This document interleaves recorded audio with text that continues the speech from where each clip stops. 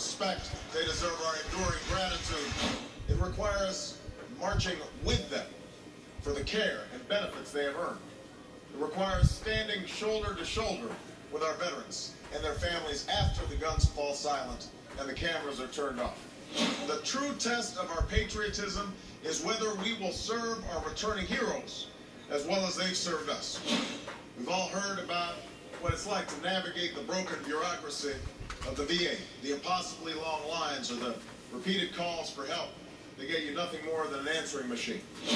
How is this acceptable in the United States of America? The answer is it's not. It is an outrage. But it doesn't have to be this way. Not in this country. Not if we decide that this time will be different. Caring for our veterans is one thing we can still get right. That was 2008. So what happened, Barack? Now, both Obama and Biden were briefed on problems at the VA during the presidential transition in 2008. So who's fooling whom? Joining me now, investigative journalist and Daily Ledger contributor Kimberly Dvorak. Kimberly, let's face it, Barack Obama knew, obviously, there were problems with the VA, at least back in 2008, by that speech, we know that. But we also understand that maybe they even knew about this list problem, this bigger problem more recently.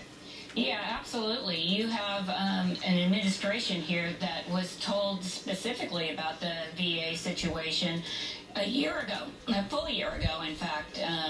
It was Congressman Miller, who's the chairman of the Veterans Committee on the House there.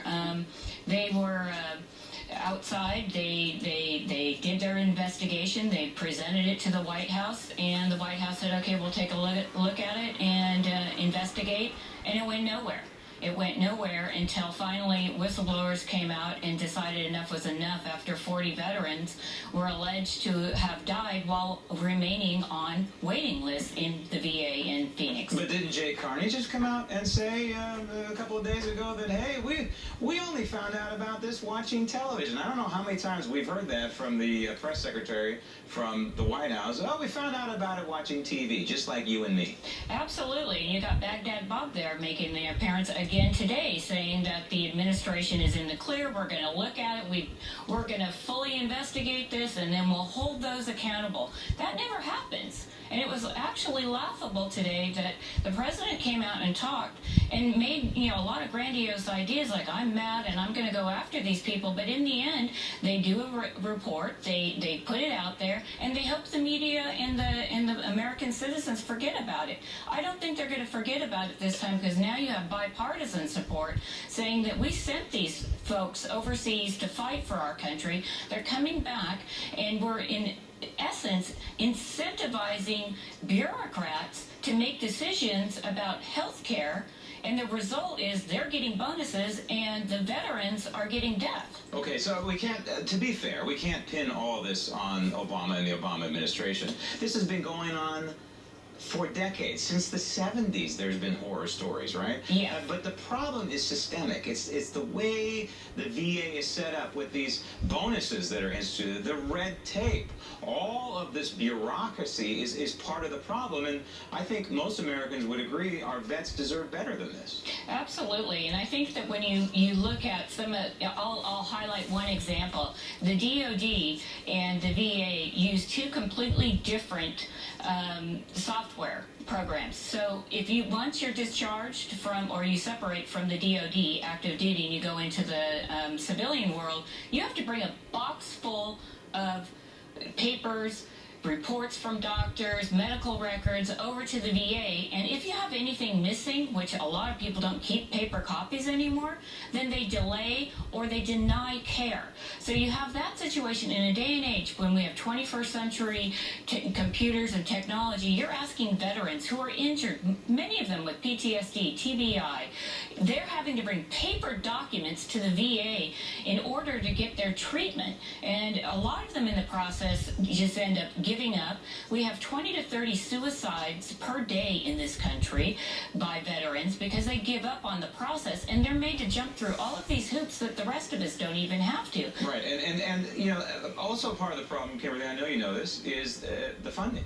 The funding, not unlike Social Security, it's not sustainable. Where they're spending $9 charging $10,000 per patient, yet, you know, there's no doctor-patient relationship whatsoever. You might get like 10 minutes with some random doctor. It's crazy. It's absolutely crazy, and they're set to, in the 2015 budget, to raise it again. You're looking at $150 billion for the VA alone. It's the second largest bureaucracy that the country has, and it's definitely unsustainable because they hire 300,000 employees. 300,000, and we know that they're drawing down on the recruits in the military. We're paring down our service members. We are losing a number of them every year because of old age from the World War II days. They're dying off and they're not being replaced. Right. So I mean, you're looking at a program where we're spending more and more and we're getting less and less. And 5 unions to boot, by the way, Yeah. plus 300,000 employees. But so what's the solution here? In my opinion, it's the free market. You know, cut the governmental ties, let the free market take the system. Yeah, and I think this week you actually saw John McCain come out and encourage the use of vouchers, which is something that, you know, a lot of folks inside the veterans community actually believe will work better. You're going to take that middleman, in essence, out of it if you just send somebody off to a doctor and just have the doctor be reimbursed from the VA.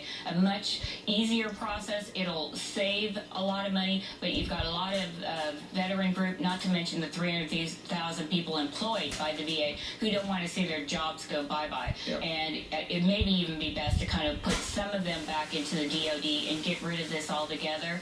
And, you know, looking forward to Obamacare, I think that Americans can see how this is a small group of people that are receiving care, and they always tout this program as being a great thing. But when you look at it, you're seeing how the effects of a bureaucracy can interfere with the doctor-patient relationship and cause all kinds of issues. it's all about protecting jobs and not protecting our vets. Kimberly, Absolutely. thank you.